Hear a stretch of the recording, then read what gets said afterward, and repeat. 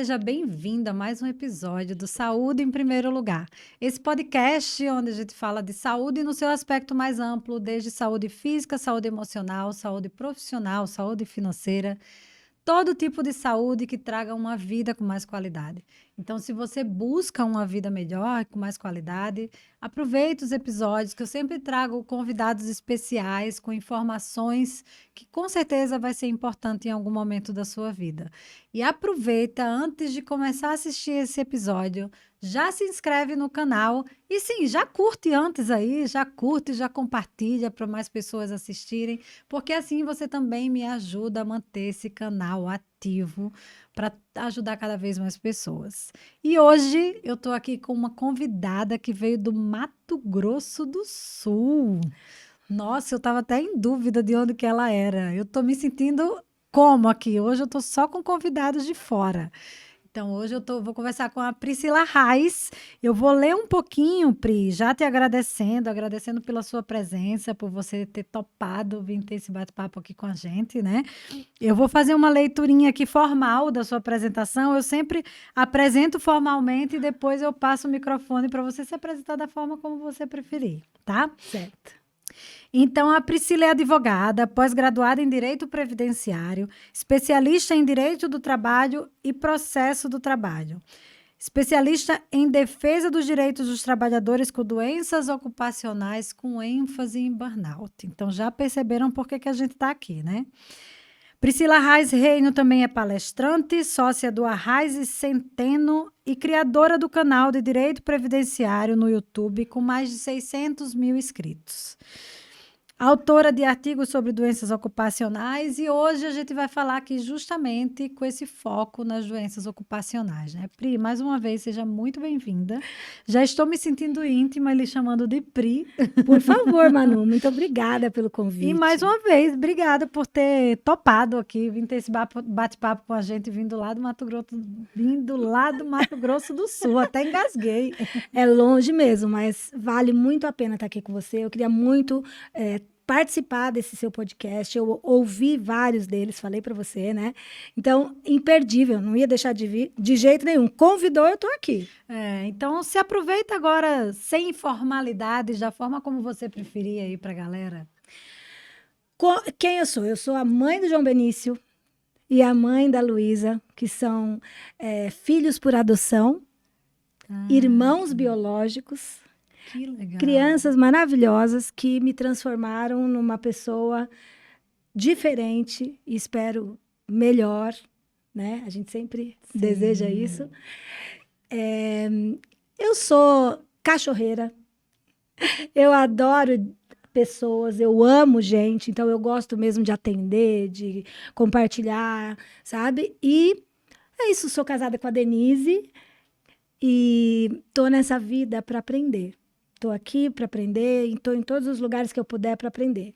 Ah, que bom. Pri, eu sempre gosto de, antes de a gente entrar no tema principal, recordar um pouquinho da trajetória, porque eu tenho percebido que a maior parte dos convidados que vêm aqui, o que eles fazem hoje é porque de alguma forma serviu para a vida deles lá atrás, né? E esse é o verdadeiro propósito, quando a gente usa aquilo que mexe com a gente, que faz vibrar, ou porque a gente ajudou alguém já lá atrás, ou porque aquilo serviu para a nossa vida e que a gente precisa, como missão, transbordar para outras pessoas, né? Então, conta um pouquinho da sua trajetória, como você entrou no direito e por que escolher direito, essa área do direito que muita gente não gosta, né? Porque dá um baita de um trabalho. E envolve uma outra disciplina que a gente não tem conhecimento, né? Que é a medicina. Então, a gente não é formado em medicina e tem que aprender um pouco das doenças ocupacionais para entender e poder fazer a defesa dos trabalhadores, né? Mas por que eu vim parar nisso? E por que será que eu vim parar nisso? Eu vim pensando nisso. Na verdade, Manu, a minha mãe era bipolar. Então, a minha advocacia, inicialmente, ela era para trabalhadores com doenças, né? Especialmente doenças mentais, ocupacionais, que tivessem alguma relação. Bipolaridade não tem relação, em regra, né, com o trabalho. Mas o olhar que eu tinha para doenças mentais, psíquicas, né, era diferente porque eu tenho uma mãe que morreu dentro de um hospital psiquiátrico depois de várias internações. E isso me tocou de uma maneira diferente, né? E eu sempre gostei da advocacia para pessoas e não para empresas. Então, desde o início, eu fui tocada pelo direito trabalhista para pessoas, para o trabalhador e com relação a doenças ocupacionais. Burnout apareceu na minha vida e acabou tomando conta. A realidade é essa, porque como a gente tem um número muito grande de pessoas com burnout, eu comecei a atender gente com burnout sem saber que era burnout há 10 anos. Então, eu acredito que o meu olhar era diferente para esse tipo de problema que viesse a ter aí uma fobia social por conta do que eu passei com a minha mãe na vida dela, né? Que ela teve aí uma vida bem complicada por conta da doença dela. Então, eu acredito que tenha sido isso que me trouxe para esse assunto, para esse trabalho. Para que outras famílias não passassem pelo que você passou, né? Sim, porque quando você tem uma pessoa com um problema de saúde como a minha mãe tinha, você tem contato com os hospitais psiquiátricos, você tem contato você depende do SUS, da minha mãe dependia do SUS, então você depende da psiquiatria do SUS, do CAPS, que hoje é CAPS, né? Não tinha, né? Não tinha. Então, assim, a gente acaba olhando isso de uma forma diferente, porque a gente vê como é sofrido. E a própria fobia que as pessoas têm com esse tipo de doença. Sim, né? Preconceito, né? São doenças invisíveis, que você tem que ficar o tempo todo demonstrando que você tem aquela doença. Minha mãe, quando ela estava em crise, muitas vezes as pessoas achavam que ela estava bem. Sim. Porque era crise de mania, ela era maravilhosa. Mas Sim. Eu entendo, porque eu tenho uma pessoa na minha família que tem bipolaridade, né? E graças a Deus hoje ela está ótima.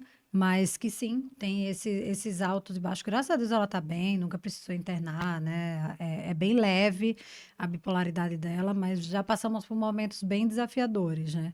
E é isso, assim, não são doenças que você faz um exame e tem um resultado, né? Então, até pra gente trabalhar com a pessoa, para mostrar para ela que ela tá doente, que ela precisa de um tratamento... É difícil, né? É complicado, até porque quando a pessoa está em crise, ela não está, digamos assim, né? Na sanidade plena dela, né? Sim. Então, até para tomar decisões ou acatar as nossas opiniões, que seja, né? Sugestões, é mais difícil, né? E aí, Pri, eu já quero até pegar esse gancho para a gente falar justamente isso, né? A gente está aí numa pandemia dos transtornos mentais, né? A pandemia do pós-pandemia, né? Então, esses números só aumentam. O Brasil aí está na ponta do país mais ansioso do mundo, dos países mais depressivos, com os maiores índices de burnout, né? Acho que somos segundo lugar em burnout, primeiro em ansiedade, terceiro em depressão. Ou seja, né? A gente tem aí um ranking que a gente não se orgulha de ter. Não. Né? E eu acho que quando eu penso, eu vinha muito pensando, porque eu gosto de fazer, né, não um roteiro, mas alguns pontos que eu não quero deixar de falar. E eu pensei assim, vamos pensar numa pessoa que está adoecida mentalmente. Qual o primeiro passo dela? Porque você já está doente.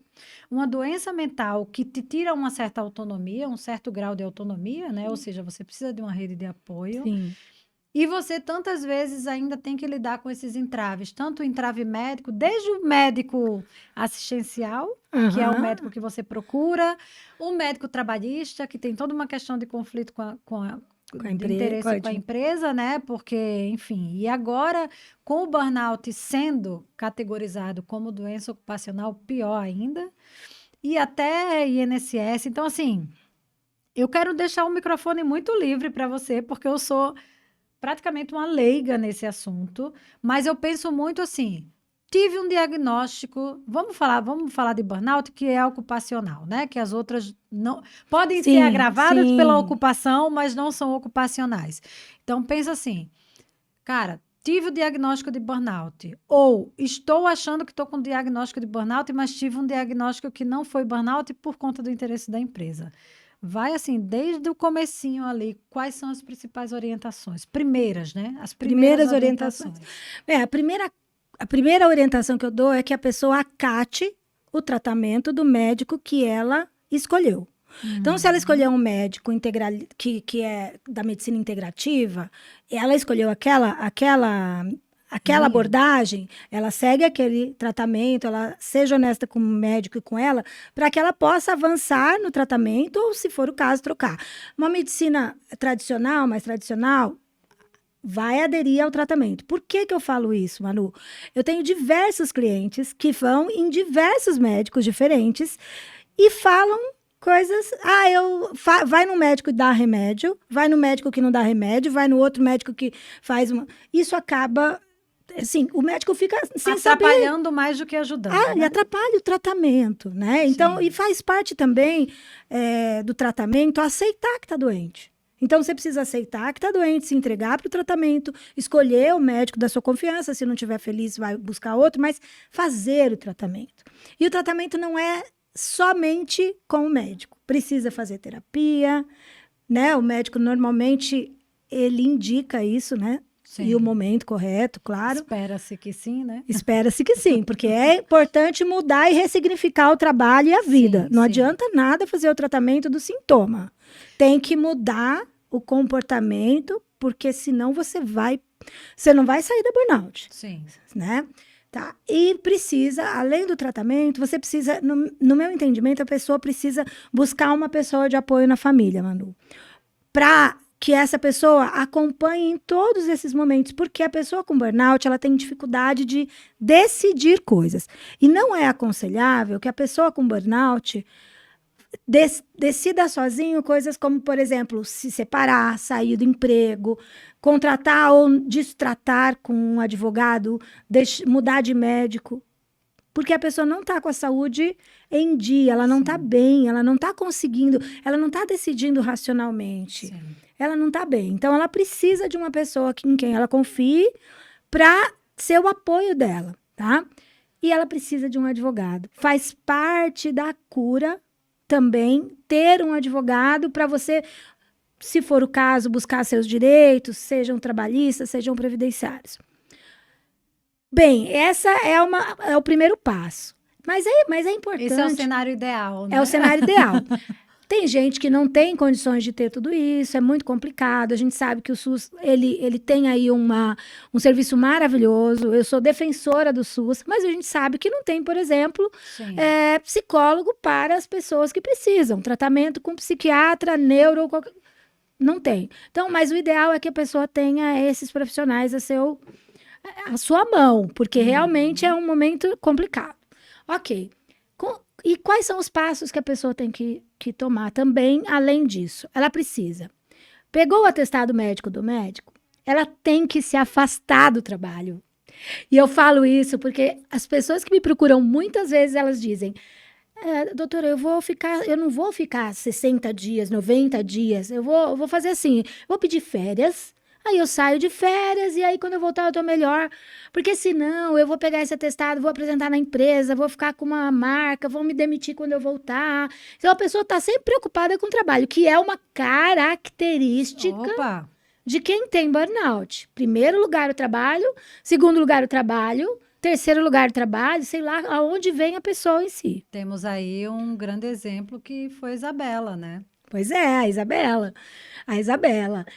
E feito isso, pega o atestado, se afasta do trabalho, a empresa ela vai encaminhar para o INSS, vai fazer perícia no INSS, que deve, pelo menos, conceder o benefício que é o B91, que é o benefício acidentário, né? Uhum. Que é o antigo auxílio-doença. Hoje ele chama benefício por incapacidade temporária acidentário, mas é auxílio-doença acidentário. Uhum.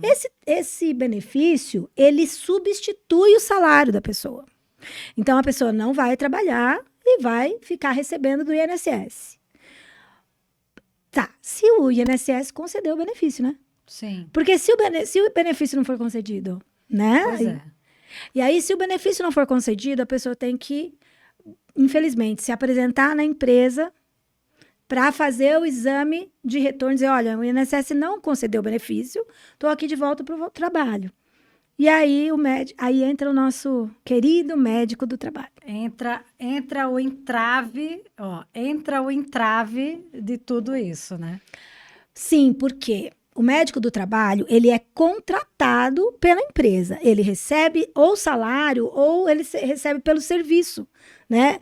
Então, ele depende para a sobrevivência, seja da clínica, seja do médico, ele depende do empresariado, né? Ou de uma empresa só, se ele for funcionário, ou de diversas empresas. Só que, o que acontece? Se o médico do trabalho, ele diz, olha, esse trabalhador não tem condições de voltar, o INSS errou, nesse caso, o empregado, ele teria que receber o salário do empregador. Por quê? Porque ele é empregado, ele tem carteira assinada. Entendi. Então, o INSS rejeitou. Falou que não, a pessoa tem condições de voltar ao trabalho, tem condições de trabalhar. Mas aí, se o médico do trabalho avaliar que não, obrigatoriamente a empresa tem que manter o salário pelo tempo que o médico do trabalho julgar necessário. Exatamente. Porque a função do médico do trabalho é essa. A função do médico do trabalho é garantir saúde do trabalhador. Não é garantir a saúde financeira da empresa. Só que quem paga o salário dele é a empresa. Então, a gente tem um conflito de interesses. É difícil para o médico do trabalho ter autonomia, independência, Manu, para decidir da maneira correta e fazer o que deve ser feito. Porque nós estamos num país, no mundo capitalista. Sim. Não é verdade? Sim. Então, ele precisa sobreviver. Então, ele fica naquele negócio. Se eu colocar no aso de retorno que esse trabalhador não pode trabalhar, a empresa vai ter que pagar o salário. E a empresa vai vir brigar comigo. Vai dizer, não, você não serve para mim, você não está resolvendo o meu problema. Só que o problema tá aí. O médico, a função dele não é cuidar da empresa, é cuidar do trabalhador, né? Esse é o primeiro problema, Manu. Mas legalmente não existe nenhum... Bom, aí tô eu aqui viajando na minha cabeça. Como que isso é visto, assim? Existe alguma proposta? Sei lá, tá? Tô viajando na maionese. Existe algum projeto de lei para tentar mudar isso, para que seja um órgão independente? Eu não sei. Porque se o INSS, que em tese seria o órgão independente para fazer isso... que é o problema. Não faz, então... O ideal seria que não dependesse de um médico pago pelo empregador.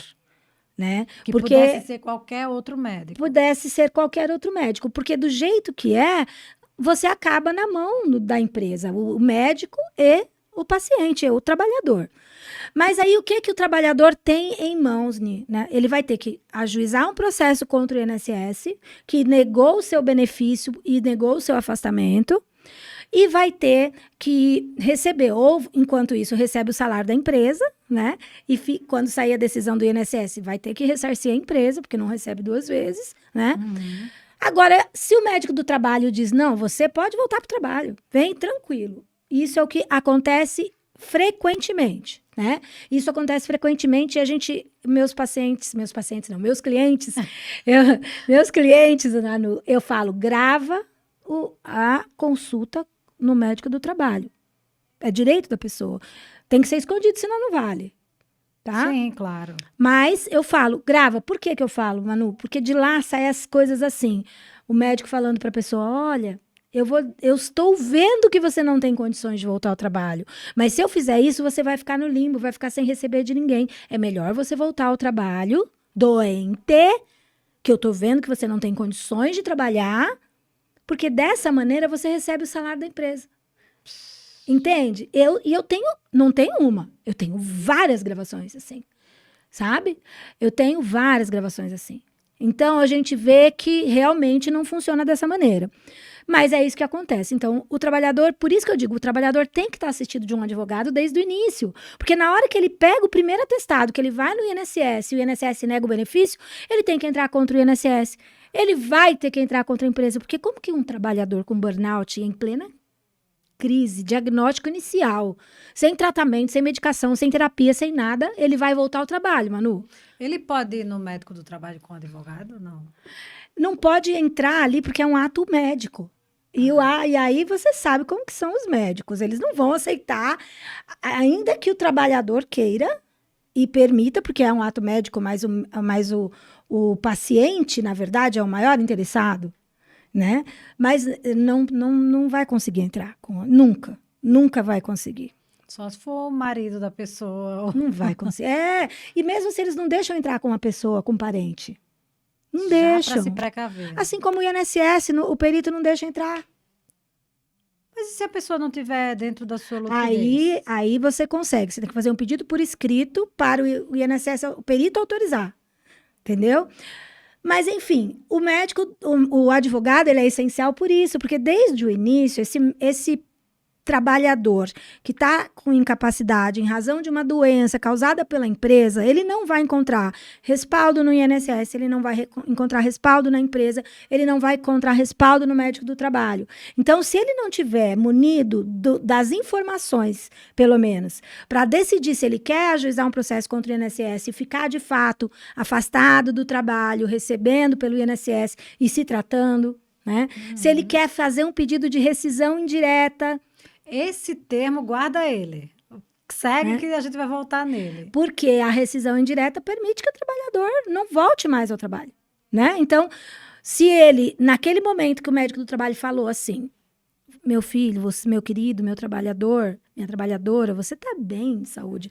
Essa sua palpitação, esse problema de pele, esse problema digestivo, essa falta de conseguir dormir, você não conseguir dormir, insônia, o seu problema que você está tendo com alimentação, que está comendo muito ou não comendo nada, perda de cabelo, nada disso existe, é tudo coisa da sua cabeça. Volta pro trabalho. De fato por isso que eu tô afastada. De fato Você volta pro trabalho, porque vai ficar tudo bem. Nesse momento, o trabalhador, e eu tenho casos lá mesmo da minha cidade, eu tive um caso de um professor que cometeu suicídio no momento que o médico do trabalho mandou ele voltar. Por quê? Quem tá... Pois é, quem tá muito doente, mano, que com burnout, não consegue voltar, não consegue pensar também racionalmente e não consegue voltar. Então, a única saída que ele vê para aquele sofrimento absurdo, que é ter que voltar para aquele local de trabalho, é essa. E isso aconteceu, realmente nós temos vários casos assim. No Brasil, se a gente for investigar, a gente tem vários casos assim. Então, nesse momento, em vez dele cometer um ato desse, em vez dele voltar para o trabalho e se mutilar de alguma maneira, ou piorar, agravar seu problema de saúde, o que é que ele tem que fazer? Ele tem que pedir a rescisão indireta, que é a maneira dele acabar com aquele sofrimento naquele momento. Pelo menos. Nem sabia que existia esse termo, gente. A rescisão indireta, a Pri vai falar, mas é praticamente você que demite o patrão. É isso mesmo. Porque, assim, o contrato de trabalho, Manu, ele é um contrato bilateral. Então, você tem obrigações e a empresa tem obrigações. Entre as obrigações da empresa, e talvez a maior delas, é manter a saúde do trabalhador no local de trabalho. A saúde do trabalhador é responsabilidade do empregador no local de trabalho. Então, se esse empregador ele não faz com que o trabalho seja realizado, não permite, não garante saúde, não garante um local saudável, né? Em todos os aspectos, jornada, gerenciamento, metas, equipamentos e tal, a responsabilidade é dele, de qualquer adoecimento. E como a síndrome de burnout é uma doença ocupacional e ela é causada normalmente ou por assédio, ou por uma jornada excessiva, ou são sempre atos ilícitos do empregador. São atos ilícitos do empregador. Então, o que você faz? Você demite o empregador, você rescinde o contrato, não precisa mais voltar. Então, só que você tem que entrar na justiça e dizer, olha, não volto mais lá, porque lá eu adoeci. É tipo um pedido de demissão legal, favorável a você. Porque você vai receber tudo, né? Qual que é a diferença de assim, aí eu quero saber na prática mesmo, né? Você informa isso em juízo. Você vai para a justiça, entra com ação e diz, olha, fiquei doente por causa da empresa, você tem que levar lá toda a narrativa, todos os fatos, todas as provas, e pede para o juiz declarar que o contrato foi extinto por culpa do empregador que descumpriu uma cláusula contratual que entendi. garantir a saúde. Tá, mas aí então a gente vem para uma coisa que se chama e os PJ? Não tem. Se for PJ realmente, não tem. Isso me ocorreu agora. Então, mas você está super antenada, você está muito antenada, Isso Manu. me pegou agora, porque o que mais tem é a empresa contratando com PJ, né? Sim, e saúde, inclusive então, quem não pode, porque, sim. gente, profissional de saúde, não deveria, todo não mundo pode. né? Não, Não, aí tô que dizendo, tá. profissional de saúde, quem são os profissionais de saúde que não podem ser contratados com PJ? Todos podem.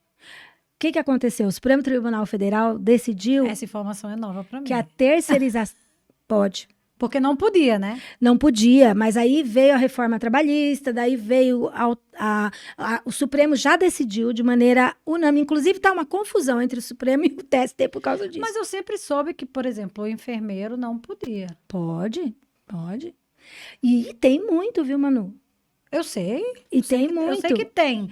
Mas eu Não sempre pode, soube agora que não podia. agora pode. Isso é uma forma de precarizar o trabalho. Sim, Isso é uma forma de prejudicar também o resultado do trabalho, porque quando você tem um trabalho precarizado, você tem, claro, obviamente, o resultado o trabalho em si piorado, né? Porque se precarizou as condições de trabalho. Então, o trabalhador está trabalhando mais para ganhar menos, trabalhando em mais lugares, e não tem direitos garantidos. Com relação ao PJ, Manu, é o seguinte, a pessoa tem que entender que é possível contratar com PJ?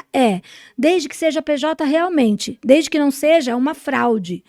O que o empregador tem feito? Ele tem contratado a pessoa, às vezes faz até seleção, contrata você, Manu, eu vou contratar para trabalhar aqui, mas você vai ter que abrir uma empresa. Sim. E aí você trabalha só para aquele lugar. Isso não é PJ, isso é trabalhador, que deveria estar com carteira assinada, com todos os direitos de trabalhador e está trabalhando como PJ. É porque o PJ, em tese, ele não... Agora, vamos lá, vamos ver se eu sei, tá? Eu de leiga aqui.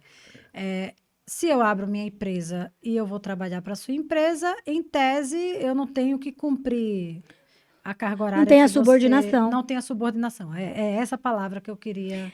E não tem carga horária obrigatória. Você não precisa ir você. Pode ir outra pessoa no seu lugar. Não tem pessoalidade. Não preciso ser eu. Por que eu? Não é a minha empresa? Entendi. Começa por aí. Fora isso, se você só trabalha para aquela empresa, você é empregado. Você depende dela. E aí? Mas e a galera que tá... A pessoa tem que querer acionar a justiça.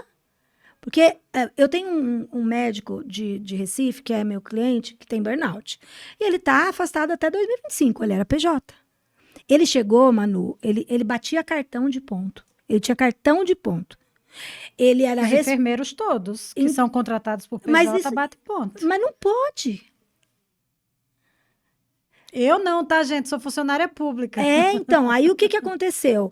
Ele chegou a ficar 6 meses dentro do hospital sem sair, as pessoas levavam roupa para ele. Gente, ele ficou 6 meses sem sair na pandemia. De casa? Não, do trabalho. Do ele ficou... E tem assim, tem a prova, a própria chefe dele falando, você tem que... Você tá morando aí, você daqui a pouco vai ter que pagar aluguel de tanto tempo, mas você precisa que você atenda tantas pessoas por hora, eu que preciso que sendo... Sabe? E ele era chefe de um setor, ele atendia no pronto-socorro e ele também fazia auditoria. E ele adoeceu com burnout, e ele tá afastado até 2025, Manu. E ele é PJ. E aí foi para a justiça e ganhou. Não temos ainda o resultado do processo dele, nesse caso, mas já tivemos outros. E o que acontece? O país inteiro está pejotizado. Sim. A gente sabe disso. Só que o trabalhador tem medo.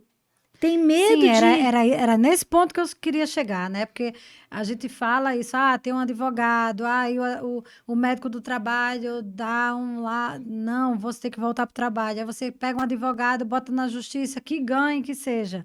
Mas aí a pessoa fica, eu não vou mais conseguir outro emprego porque eu tô com o nome sujo, porque eu processei a empresa. Então, fica todo mundo com medo de processar, né? Enquanto... as pessoas que processam aquela empresa são exceção, Pode até acontecer isso.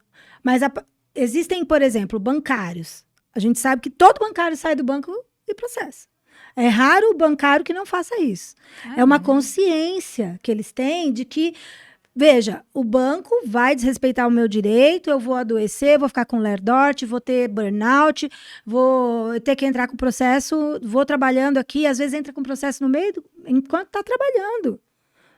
Então, sim, existem categorias que são mais refratárias a isso e tem mais medo, né? Esse médico mesmo, ele demorou 6 meses para decidir, depois da entrevista, que queria realmente processar. De medo. Medo. Por quê? Porque tem medo de não se empregar novamente, tem medo. Eu falei, olha, eu falo isso sempre. Se a pessoa conseguir só não ser empregado novamente, tá ótimo, né? Se ela sair viva, né? Pois é aí que tá. Não adianta você ficar, não adianta esse medo, Manu. Enquanto as pessoas não... Existem algumas empresas que pesquisam, mas não existe pesquisa por nome na Justiça do Trabalho. Então, se você entrar lá na Justiça do Trabalho e colocar o nome da pessoa, você não consegue descobrir o processo dela.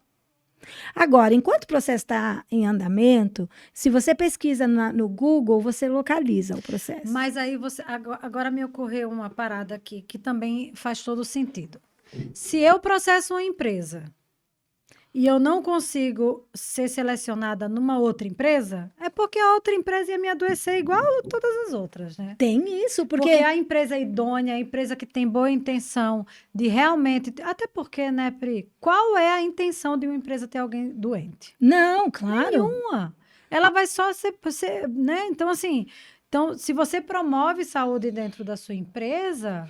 Você não tem por que ter medo de alguém que já processou uma empresa. Mas eu acho que isso é uma mudança, Manu, que vai demorar um pouco para a gente ver. Porque que não querer que o trabalhador fique doente, eu acredito. Mas não fazer aquilo que deixa o trabalhador doente é outra. Sim. Eu não quero que a Manu fique doente, mas aí eu dou para ela trabalho demais, eu incomodo ela fora do horário de expediente, eu faço cobranças por metas absurdas, eu coloco um supervisor para acima dela que vai fazer gestão pelo assédio. Então, o que acontece? Eu não quero que a Manu fique doente, mas eu não crio condições da Manu não ficar. Essa é a realidade que a gente vê. E vou dizer para você, não só das empresas, mas as pessoas em geral. Outro exemplo que eu vou te dar. Tem uma cliente que tem burnout, que está com processo contra a empresa dela. Não vou nem falar o tipo de empresa para não identificar. O que aconteceu? Num determinado momento, precisava fazer uma reunião, antes das audiências, a gente faz uma reunião com as testemunhas.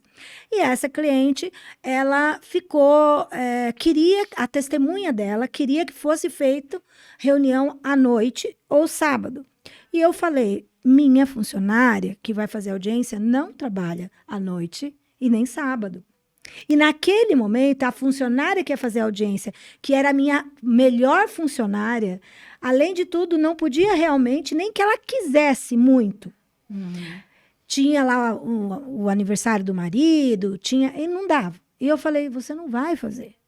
Porque a gente tem que entender, todo mundo tem horário de trabalho. Sim, e nós temos que nos adequar. Você pode se colocar à disposição para fazer no seu horário de almoço e depois fazer o almoço mais tarde. Pode entrar mais tarde para sair mais tarde. Pode entrar mais cedo para sair. Como o que você quiser fazer que não for ruim para você. No final, a própria cliente reconheceu, porque eu tive essa conversa com ela. Eu falei, olha, veja, os meus funcionários, eu luto para que eles não tenham burnout, porque eles lidam com pessoas doentes. Sim. E é delicado cuidar das pessoas. Sim, tem agora, doença, né? E aí não dá para eu eu processar a empresa, porque a empresa adoece seu funcionário, e eu adoecer meu funcionário. A mesma coisa, exatamente. E você que tem burnout, ficou com burnout por quê? Porque você não tinha limite no trabalho. Eu não posso fazer isso com meu funcionário. Ela acabou reconhecendo, ficou tudo bem. Mas a gente tem que ter esse comportamento, porque a gente não pode querer tudo para ontem e em qualquer momento. E o que eu não quero para mim, eu não quero para os outros, né? Se eu quero ter saúde, tempo de descanso, eu quero que você tenha. Isso é uma coisa que eu estava até falando esses dias, que eu falo que o meu trabalho eu posso ter um plantão punk, mas assim, ó, Entrei no elevador, acabou. Né? Não, assim, eu não tenho, meu telefone não toca. Óbvio, às vezes toca para tirar uma dúvida ou outra que não tenha sido passado no plantão. Mas não Assim, é, é acabou meu esporádico trabalho. É também. esporádico, super esporádico. Minha chefe, tadinha, não. Minha chefe, ela sai do trabalho, o meu trabalho não sai dela. Porque vai, não vai, tem alguém mandando mensagem para ela. Mas a gente que trabalha de plantonista, acabou o plantão, acabou o trabalho. Tipo, eu Pois saí é. do plantão hoje de manhã, vim para cá. Mas essa não Né? é uma realidade. Eu sei que não é. Mas também tem outras questões, né, da Com minha profissão que a gente certeza. vai chegar lá, que a gente vai falar. E assim, Pri, como é que está hoje a realidade de tipo dos juízes com relação a esses processos, né? Porque até para provar, né? Porque é isso, é uma doença que você não faz um exame e ele vem com diagnóstico de burnout, até porque síndrome, gente, a palavra síndrome é um conjunto de sinais e sintomas, né? Então, não é um sintoma, não é algo que aconteça, é um conjunto de coisas que acontecem, né? E que às vezes a gente vai tratando essas coisas, é uma dor no estômago, vou no gasto, tomo um remédio, faz uma alimentação, não sei o que lá, lá. Tô com uma dor de cabeça, aí vai, não sei o que lá, vai tratando os sintomas de forma isolada, só que quando você vai ver, é a síndrome de burnout, né? É. Então, como que é perante os juízes? Como que esses processos têm andado, né? Se tem sido mais favorável para o empregado, para o empregador? Como é que está essa realidade? Olha, Manu, eu não sei em números, né? Mas eu diria que em torno de 50% tem sucesso naquele reconhecimento da burnout. Eu vou dizer, e venho refletindo muito sobre isso, e eu não lembro se foi a Ana Paula mesmo que falou isso, os médicos que são os peritos, que vão fazer a análise da saúde da pessoa ou da incapacidade para o processo, né? Porque todo processo de doença ocupacional tem uma perícia. E tendo uma perícia, quem faz uma perícia médica é o médico. Sim. O médico tá doente e ele não se reconhece, porque ele acha que é normal, ele normaliza. Ele normaliza. É isso aí, né? Ele normaliza trabalhar demais, não dormir, passar já desde a residência. Então você vai colocar esse médico que trabalhava lá, sei lá, 4 dias, 5 dias, às vezes na residência sem parar, ouvindo de um trabalhador que adoeceu por causa do trabalho. Então, ele normalizou, ele acha que é normal, isso aí não tem nada de errado, você que é fraco. Exatamente. Então, você encontra isso, né? Eu tive casos de perícia do INSS que a perita judicial, ia falar do INSS, não, mas nesse caso foi perita judicial de um processo trabalhista, que a médica falou para a pessoa. E daí que você fazia isso? Eu fazia muito mais, faço muito mais. Ou seja, a pessoa que tem que avaliar a sua saúde, a sua possibilidade de continuar trabalhando, em vez de ela te ouvir, ela se compara na doença, no que é errado. E isso também, aí vamos para o juiz. Então, o juiz ele é obrigado a acatar aquele laudo? Não. Ele pode dizer, não, mas esse laudo aqui não está compatível com a história. Me parece que tem alguma coisa errada aqui. Ele pode descartar aquele laudo e decidir conforme as convicções dele. Só que o juiz também está trabalhando nesse ritmo alucinado, sendo cobrado, assediado pelo CNJ para produzir mais, produzir mais, produzir mais, produzir mais. Mas é por isso, quando eu falo que a saúde está doente, Pri, é justamente sobre isso. Né? A saúde está doente, não só os profissionais da saúde estão doentes, né? O nosso sistema de saúde ele é todo voltado, muito mais voltado para a doença. E tá todo mundo doente. Essa é a grande verdade, né? E foi por isso que eu escrevi esse livro, e é por isso essa reflexão que eu venho fazendo de um tempo para cá, que eu falo, eu quero trabalhar com saúde. Eu não quero mais trabalhar com doença. Trabalho há 21 anos com doença. E agora eu quero trabalhar com saúde, porque a população está envelhecendo e a gente está envelhecendo com qualidade de vida muito ruim. Então, e aí o que vai acontecer é que vai chegar lá na frente e as pessoas vão estar cada vez mais doentes. Eu estou fazendo uma pós-graduação em medicina do estilo de vida. Né? É uma pós-graduação multiprofissional, então tem médico, enfermeiro, fisioterapeuta, todos os profissionais de saúde. E essa fala, né, é recorrente de todo mundo. Amanhã eu vou conversar com uma menina que é pediatra e ela falou, cara, eu ia atender e assim, não sou eu que faço a minha agenda.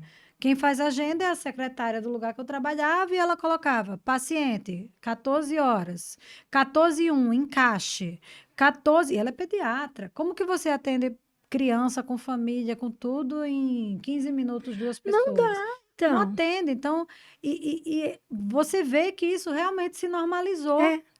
E tanto se normalizou que parece que os próprios gestores dos hospitais, eles não têm nem medo de se expor, porque os grupos de WhatsApp, se você for ver, é Nossa, uma é prova atrás de tristeza. prova. Para mim, como advogada, eu só quero esses grupos aí para provar, porque realmente é horripilante. Uma outra amiga médica minha, uma outra amiga minha médica, ela saiu de um hospital porque eles colocavam metas de internação. Como você coloca meta de Sim, internação? para você ficar. Não, eu já ouvi. Forçar a internação de paciente que não precisa ser internado. Para poder cumprir aquele. E para ela o auge foi, eles queriam que ela internasse um paciente no CTI que não tinha indicação de CTI. Ela falou, eu não vou internar esse paciente no CTI. E aí ela, nesse mesmo dia, ela pediu demissão. Mas assim, isso eu tô contando um caso em... Então, ela pediu demissão. Aí que tá. Isso que Ela foi pediu exigido demissão. dela. Então, isso que foi pedido para ela, Manu, isso é uma coisa que acaba levando muito o trabalhador a adoecer.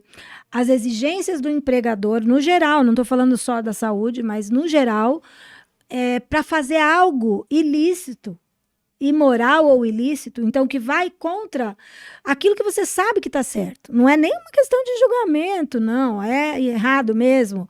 E isso, e você, para não perder o emprego, porque nós não podemos esquecer que a gente tem o trabalho precarizado, o salário baixo, as condições ruins, pejotização, né? Então, o que acontece? As pessoas que têm menos qualificação, quanto menos qualificação, mais difícil é se reempregar.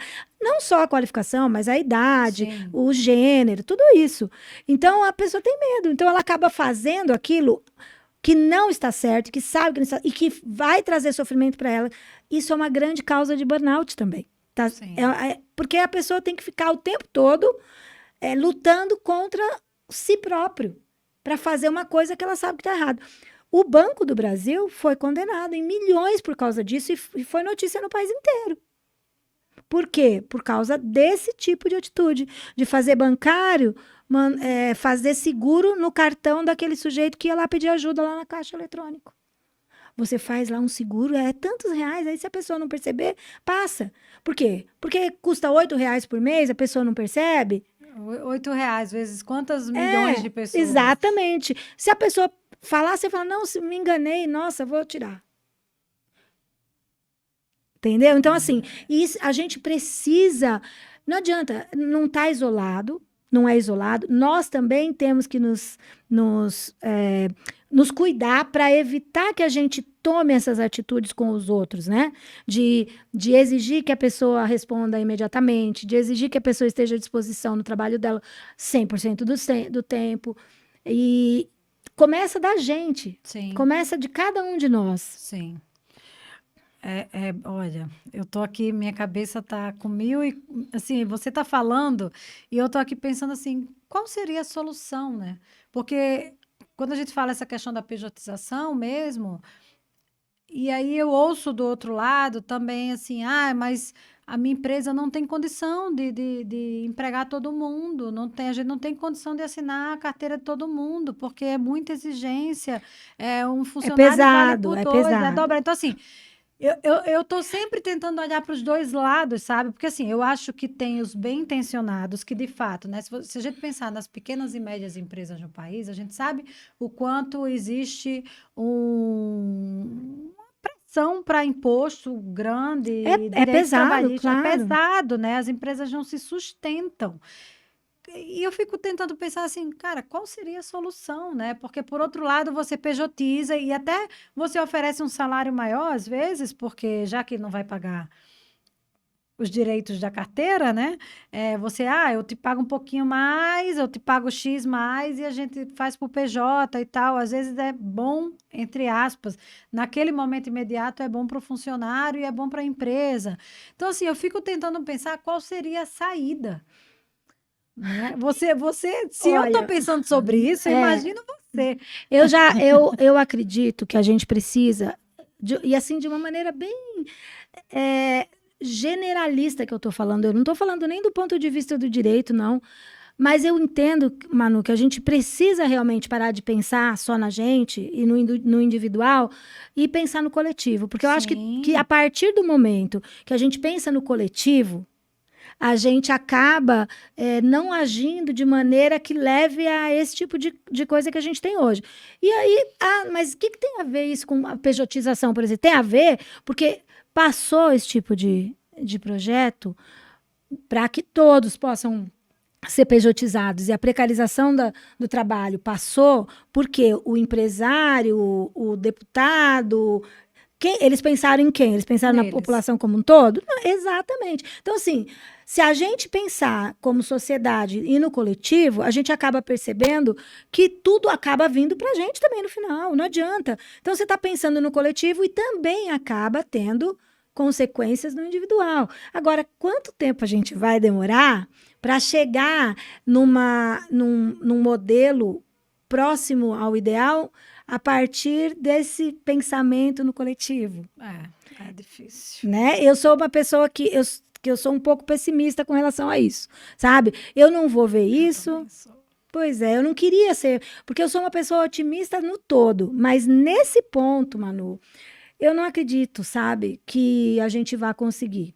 Você sabe que eu tava tendo, e agora a gente vai entrar numa conversa mais assim, um pouquinho fora aí do assunto, tem a ver, mas não tem a ver, que eu tava refletindo mesmo, sabe, esses dias, falando assim, cara, ok, a gente vive num mundo capitalista, né? E, gente, pelo amor de Deus, tá? Eu não tô falando nada de direita, esquerda, centro, cima, baixo, socialismo, como não é isso. Mas eu fico vendo tudo que tem acontecido, não só com relação a tudo isso que a gente está conversando, mas o que tem acontecido no mundo. E na minha cabeça só vem uma coisa que é: o sistema da forma como ele é hoje, ele falhou. A gente tem que mudar alguma coisa. Até porque, assim, cara, para eu trabalhar, para ter as coisas materiais que eu desejo, para ter a liberdade financeira que eu desejo, para ter conforto. Como faz para fazer isso sem saúde? Com saúde? Né? Então, assim, a gente está sempre atrás do dinheiro. Por mais que a gente fale, não, saúde em primeiro lugar. Mas a gente sabe que quando acorda... Até para ter saúde. Exato. Até para ter saúde, você precisa de dinheiro. Porque você precisa comer bem, você precisa dormir bem, você precisa ter...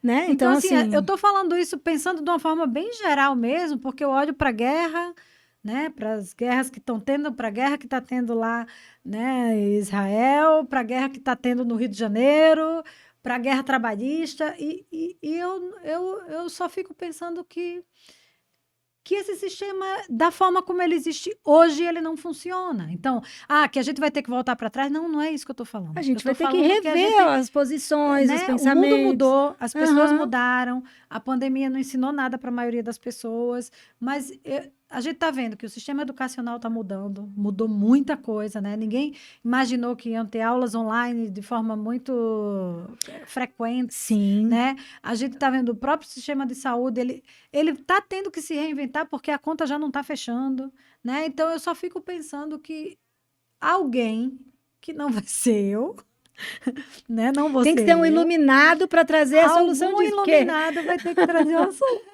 Porque não vai ser fácil, Manu. Né? Não vai ser fácil. Mas enquanto a gente está aqui no mundo real, né, Pri? Vamos nas coisas comezinhas, né? Vamos ver o que a gente consegue. Você falou, né, que não é otimista com relação a isso. Eu fico tentando muito ser otimista, tentando muito buscar esperança, mas quando eu olho para minha categoria, e aí eu tô falando num lugar de muito privilégio, porque eu só tenho um emprego, porque eu escolhi, não é porque eu sou rica, porque eu tenho herança. Você abriu mão de muito ter... pelo contrário, eu tenho pais que ganham salário mínimo, eu escolhi qualidade de vida porque enfim, ou era isso ou eu ia estar doente em cima de uma cama. Então, chegou um momento que, de fato, eu escolhi ter saúde como primeiro lugar, como Sim. prioridade, né? Então, eu tenho um único emprego, eu sou uma concursada federal, que, assim, o hospital que eu trabalho está longe de ser o mundo ideal das condições de trabalho, mas que eu reconheço o lugar de privilégio da minha categoria no qual eu me encontro hoje. E quando eu falo que eu não tenho esperança, é porque quando eu olho para os profissionais da minha categoria, né? Tanto os enfermeiros quanto os técnicos, principalmente a categoria da enfermagem, tem até que respirar fundo para falar. É muito triste. É muito triste. Né? A gente viu aí com o piso da enfermagem, que foi votado, que concorde você ou não concorde, foi votado, foi passado por todos os trâmites legais necessários, Muitos anos, né? né? Muitos anos nessa luta aí por um salário digno, piso. Deveria piso, ser, né? Deveria. Então a gente vê aí, são pessoas que trabalham 44 horas semanais. Eu só queria que cada um fechasse um pouquinho o olho e trouxesse para a consciência assim, ó, porque todos nós em algum momento ou estivemos Ou hospitalizados, vamos estar. ou tivemos alguém próximo hospitalizado, ou estaremos um dia hospitalizados. Então, olha para essas pessoas e pensa assim, ó, essa pessoa não dorme o suficiente. Essa pessoa não tem tempo para fazer atividade física, essa pessoa não tem tempo para se alimentar como deveria, para ter o lazer que deveria, não tem um salário digno. E, gente, quem me conhece sabe que eu sou aquela do que fala assim: ah, quem quer corre atrás, quem quer. Mas, assim, eu reconheço que não é todo mundo que tem, Não é. né, as condições ideais e que não é todo mundo que consegue ter, né, enfim. A gente vai entrar nesse discurso. Mas a gente acaba. Pensa, você vai querer ser cuidado por uma pessoa que está vivendo dessa maneira? Exatamente. Você vai querer ser cuidado por alguém que não cuida de si, né? A gente só pode dar para o outro o que transborda da gente. Então, se eu não tenho cuidado comigo, imagina como você vai cuidar do outro. E eu vejo isso no meu dia a dia. Eu já fui essa pessoa de estar trabalhando mais irritada porque na minha vida pessoal estava tudo bagunçado, de ver uma colega que está tratando mal o outro colega, porque eu sei que no dia a dia dela também está difícil. Então, eu não sou do vitimismo, eu sou zero do vitimismo, mas a grande realidade é, a gente tem uma lei para ser cumprida. Sim. Que não está sendo cumprida. Não está sendo cumprida nem pelo governo federal, porque a gente também não recebeu o piso. Porque é aquela discussão do que é salário e o que é remuneração, né? Então, o nosso salário base, que era o que deveria ir para o piso, é menor que o piso, mas a nossa remuneração é maior. Enfim, essa discussão que você sabe além dessa, outras virão. Sim. Né? Até quando eu não sei, mas... Então, então a discussão é longa e a questão é, existe uma lei a ser cumprida. Se você está insatisfeito com a lei, mude a lei. Sim. Lute para mudar a lei. E a categoria demorou muitos anos para conseguir mudar essa lei, para mudar, para ter essa previsão de piso, né? E muita luta, muito tempo. E tem outras lutas aí para vir que também vão ter, a gente vai desembocar no mesmo problema.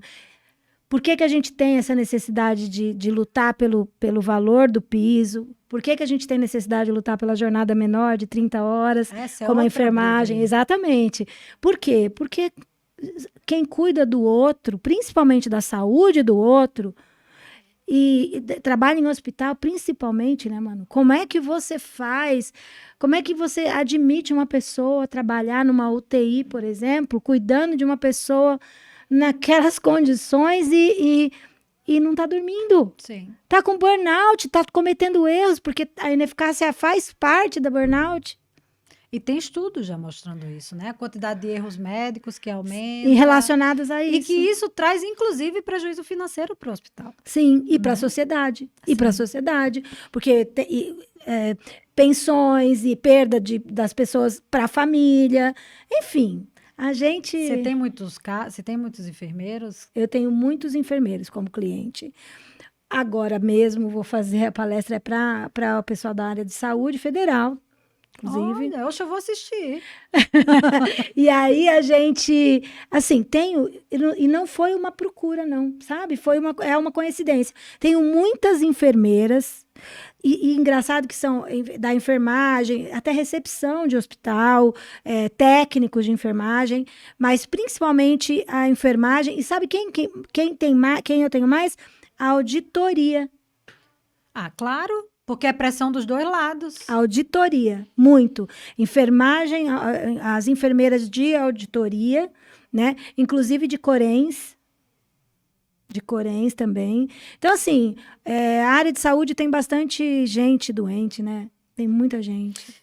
Ai, é muito triste. Gente, essa hora voou, Pri. Eu nem entrei no assunto assédio moral. Como é que a gente faz? A gente faz outro dia, ué. Meu Deus. A sua palestra é às 4. É. A gente tem mais dá para fazer mais uns 10 minutinhos aqui. Que horas são? São 3h42. É. Dá tempo? Eu vou ter que sair correndo, né? Mas eu acho que é melhor não, mano. Acho que não dá, Tá, não. então mais 5 minutos só. Tá. Não, eu não vou entrar no assunto assédio moral, gente, porque é um assunto mais extenso. E depois a gente faz um outro, a gente faz uma live também. Sim, a gente né? pode fazer uma live, Sim. Claro.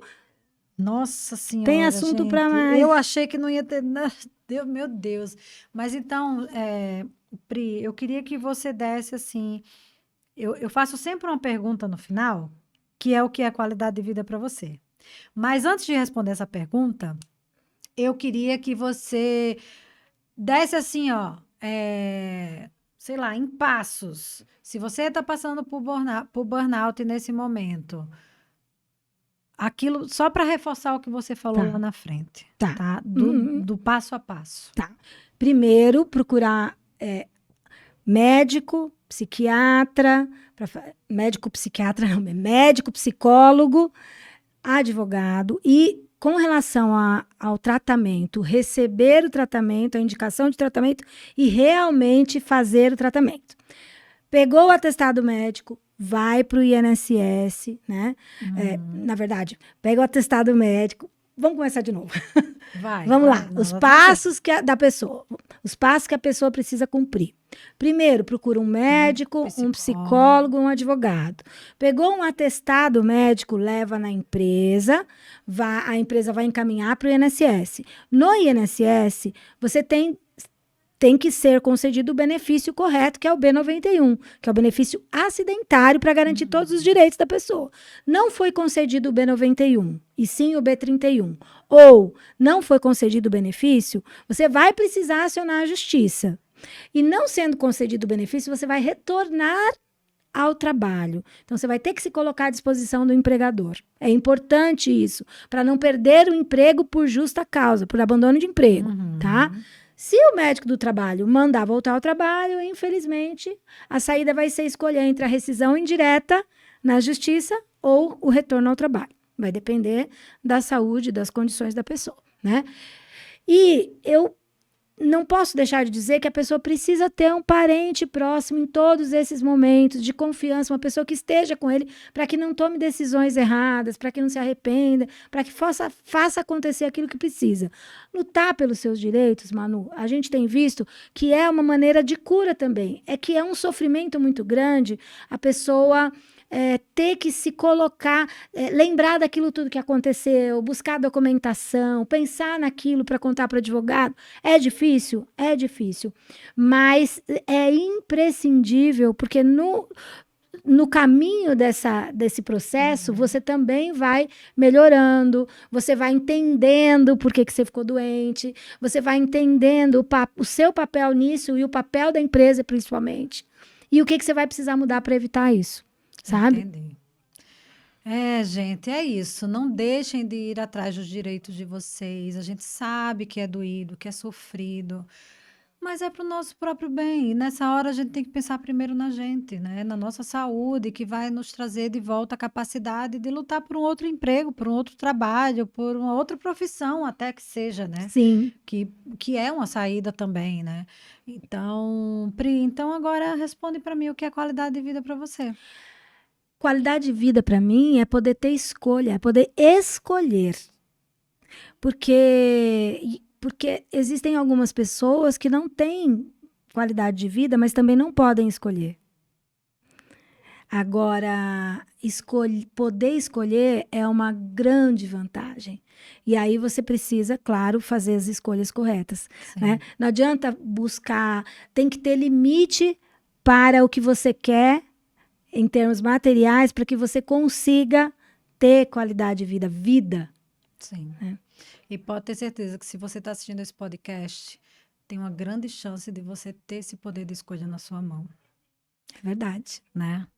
Então, Pri, agora faça sua propaganda aí, onde as pessoas te encontram. Bom, as pessoas me encontram no canal do Arraize Centeno, né? As pessoas me encontram no Instagram, no Pri Arraiz _advogada. E é isso. Então, encham lá a caixa de DM dela. Façam isso, pode mandar pergunta, eu adoro interagir com as pessoas. E vamos marcar uma live para a gente complementar aqui Vamos falar de assédio. Vamos, bora. Gente, então, ó, vai chegando ao final mais um episódio. Se você ainda não me segue, vai lá, @manurios _AL, e aproveita também, vai lá no canal do YouTube. Se você está assistindo no Spotify, vai no canal do YouTube. Se você está assistindo no canal do YouTube, vai no Spotify. Se inscreve no canal, curte, comenta, compartilha. Vamos difundir saúde para todas as pessoas, porque a gente sabe que todos nós queremos e merecemos uma saúde com mais qualidade. Então, até o próximo episódio. Muito obrigada. Muito obrigada.